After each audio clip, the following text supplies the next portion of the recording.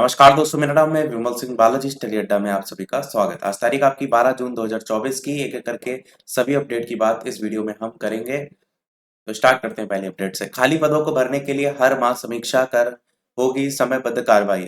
जो कर्मचारी उनकी मांग पर जल्द कार्रवाई का आश्वासन दिया गया है। सीएम योगी से मिला राज्य कर्मचारी संयुक्त परिषद का प्रतिनिधि मंडल। यहाँ पर लखनऊ से न्यूज है जिसमें बताया गया है कि ये जो प्रतिनिधि मंडल है वो मंगलवार देर शाम मुख्यमंत्री योगी आदित्यनाथ से उनके सरकारी आवास पर मिला। तो इनके द्वारा वही आश्वासन दिया गया है कि जो भी प्रमुख मांग है उसके बारे में बताया गया है। इस पर मुख्यमंत्री ने समीक्षा करके जल्द सकारात्मक कार्रवाई का आश्वासन दिया है। परिषद की महामंत्री अरुणा शुक्ला ने बताया कि आउटसोर्स कर्मचारियों की न्यूनतम मजदूरी निर्धारित करने की प्रक्रिया में देरी पर मुख्यमंत्री ने नाराजगी जाहिर की है। उन्होंने मुख्य सचिव से बात करके तत्काल कार्रवाई का आश्वासन दिया है।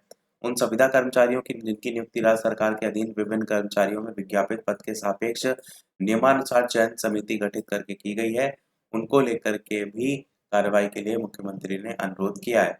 साथ ही साथ नई पेंशन में योजना में केंद्र सरकार द्वारा जो किए गए संशोधन है उनको भी प्रदेश में लागू किए जाने पर भी अधिकारियों से बात करके कार्रवाई का आश्वासन दिया गया है। साथ ही आशा बहुओं को फिक्स मानदेय दिए जाने पर भी यहाँ पर कार्रवाई की बात की गई है। और उन्होंने ये भी कहा है कि विभिन्न विभागों में खाली पदों को भरने के लिए हर माह समीक्षा करके समयबद्ध कार्रवाई की जाएगी। तो ये जो बात यहाँ पर की गई है कि हर महीने समीक्षा की जाएगी, ये एक अच्छी चीज है क्योंकि पद हमेशा खाली होते रहते हैं। अगली अपडेट, शिक्षा सेवा चयन आयोग को जल्द मिलेंगे स्थायी अध्यक्ष। प्रयागराज से न्यूज है। उत्तर प्रदेश शिक्षा सेवा चयन आयोग को जल्द स्थायी अध्यक्ष और स्थायी सचिव मिलेंगे। लोकसभा चुनाव की आचार संहिता लागू होने के कारण इन पदों पर स्थायी नियुक्तियां अटकी हुई थी। आचार संहिता समाप्त हो चुकी है। ऐसे में शासन स्तर से इसी माह स्थायी अध्यक्ष और स्थायी सचिव की नियुक्ति किए जाने की उम्मीद है।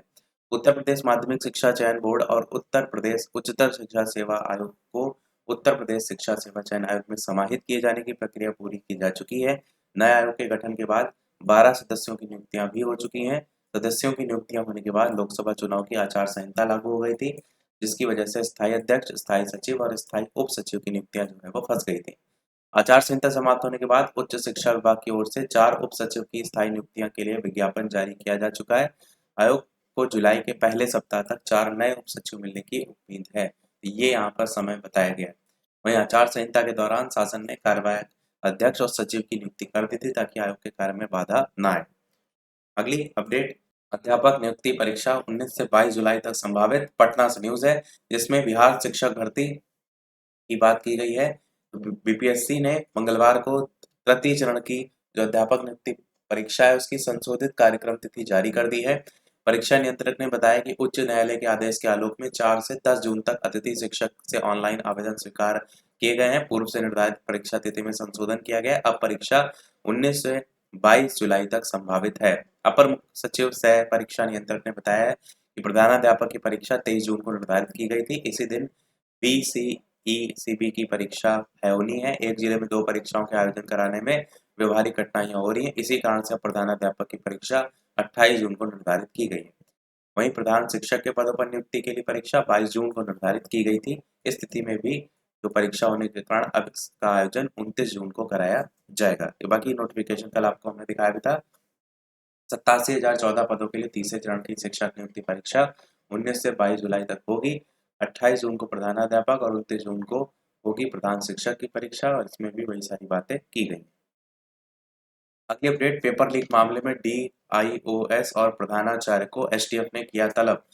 प्रयागराज से न्यूज है जिसमें उत्तर प्रदेश लोक सेवा आयोग की आयोजित समीक्षा अधिकारी, सहायक समीक्षा अधिकारी परीक्षा पेपर लीक मामले में स्पेशल टास्क फोर्स ने जांच का दायरा बढ़ा दिया है। अब जिला विद्यालय निरीक्षक और Bishan Johnson girls school and college के प्रधानाचार्य को एसटीएफ मुख्यालय लखनऊ जो है वो तलब किया गया है। दोनों को नोटिस भेजकर अपना अपना बयान दर्ज करने के लिए कहा गया है। एसटीएफ का कहना है कि आयोग की तरफ से आरओ एआरओ की परीक्षा के लिए परीक्षा केंद्र बनाने की जिम्मेदारी डीआईओ को दी गई थी। इसके साथ ही परीक्षा केंद्र पर ड्यूटी करने वाले कर्मचारियों की भी जानकारी करने के लिए कहा गया था ताकि किसी प्रकार की शुचिता भंग न हो। आयोग ने एसटीएफ को एक रिपोर्ट भी भेजी है जिसमें कई तथ्यों का उल्लेख भी यहाँ पर किया गया है। मेरठ जेल में भी होगी राजीव से पूछताछ। इसी सिपाही भर्ती पेपर लीक जो मामला है उसमें मेरठ जेल में बंद मास्टरमाइंड राजीव नयन मिश्रा से एसटीएफ पूछताछ करेगी, उसकी बात भी यहाँ पर की गई है। आज कोर्ट में पेश होंगे केके। यहाँ पर पेपर लीक मामले में कौशाम्बी जिले के जो पब्लिक स्कूल के मैनेजर हैं कमलेश कुमार उर्फ केके पाल, उनको प्रयागराज की जिला अदालत में पेश जो है वो किया जाएगा। अगली अपडेट 72,825 भर्ती में 15 जिलों की फीस वापसी अटकी। प्रयागराज से न्यूज है जिसमें बेसिक शिक्षा परिषद ने सचिव ने दिया आखिरी मौका। दिसंबर 2012 के विज्ञापन पर मिली थी 2.90 अरब फीस।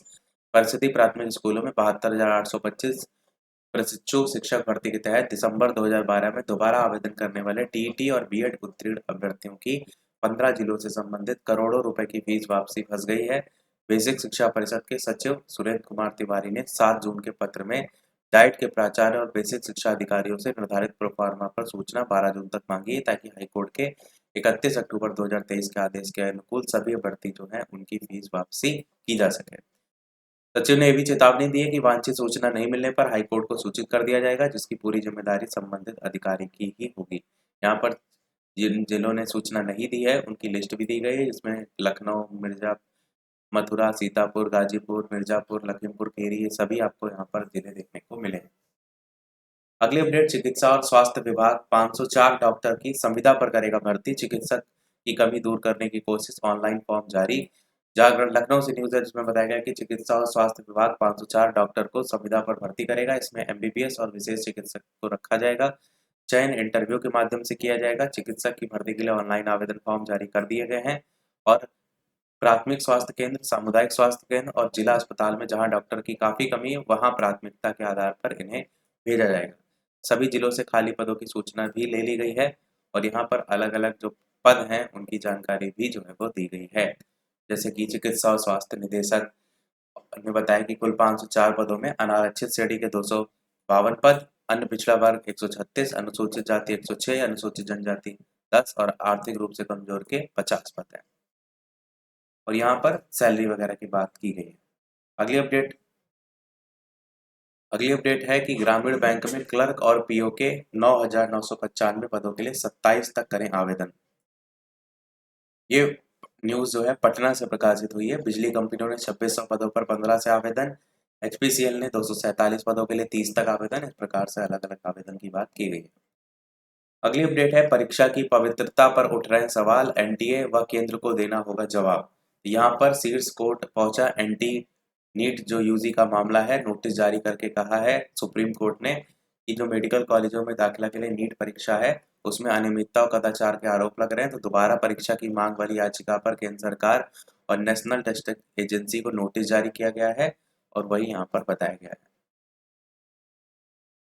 लास्ट अपडेट इस वीडियो की, इसके अलावा वीडियो लाइक शेयर सब्सक्राइब भी करते रहिएगा कि आया तबादलों का सीजन। लोक भवन में आयोजित कैबिनेट बैठक में 41 प्रस्ताव पास हुए हैं। मिलेगा वेतन वृद्धि का लाभ। 2 निजी विश्वविद्यालय के संचालन को मंजूरी मिली है। मुरादाबाद यूनिवर्सिटी अब गुरु जम्बेश्वर विश्वविद्यालय बन गया है और अधिकतम अवधि 3 वर्ष मंडलीय कार्यालयों में तैनाती की। और साथ ही जो दिव्यांग बच्चे उनके माता पिता की तैनाती विकल्प को लेकर के भी बात की गई है। लखीमपुर खीरी हवाई अड्डे के विस्तार का रास्ता साफ हुआ है। 41 प्रस्ताव में इसी प्रकार से अलग अलग प्रस्ताव की बात की गई।